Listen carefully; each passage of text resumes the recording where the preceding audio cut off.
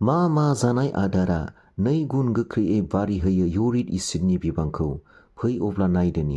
जोंनि किडनिया इउरिक एसिडखौ देहानिफ्राय बाहेर खालामनायाव मदद खालामो। नाथाय किडनिया बेखौ बाहेर खालामनो हाया जायो, अब्ला देहायाव इउरिक एसिडनि बिबाङा बारियो। देहायाव इउरिक एसिडनि लेभेलआ बारियोबोला बेयो जइन्टफोराव जमा जानो हमो, जायनि थाखाय जइन्टफोराव, हान्थु, आगं बेफोराव सानो हमो। इउरिक एसिड बारिनायनि गुबै जाहोनानो जाबाय जोंनि जानाय लोंनाय। जोङो जेखि जाया मानो, बेयो इउरिक एसिडआव डाइरेक्ट गोहोम खोख्लैयो।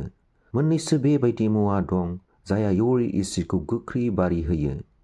जेखि जाया बेदरानो नोंनि देहायाव इउरिक एसिडनि बिबांखौ बारिहोयो, जेरै रेड मिट, व्हाइट मिट, फिश। बेफोरो फ्लुरिनजों बुंफबनाय, जायजों इउरिक एसिडआ सोमजियो, जायनि थाखाय बेफोरखौ जायोबोला इउरिक एसिडनि बिबाङा गोख्रैयै बारियो। सिनि आरो पेकेट फ्रुट जुइस बेफोरखौ लोंनायजों देहायाव इउरिक एसिडनि बिबाङा बारियो। मैदा, व्हाइट ब्रेड कुकिज बेफोरो इउरिक एसिडनि बिबांखौ बारिहोयो। पालां, कबि, फान्थाव, आरबि आरो माशरुम बेफोर मैगङाव गोबां फ्लुरिन दङ।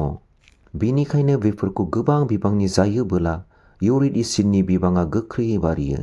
खायफा दालियावबो फ्लुरिन बिबांखौ गोबां मोननो हायो। मुसुर दाल, मटर, बुट दाल बेफोरखौ गोबाङै जायोबोला इउरिक एसिडनि बिबाङा 2 गुन गोख्रैयै बारियो।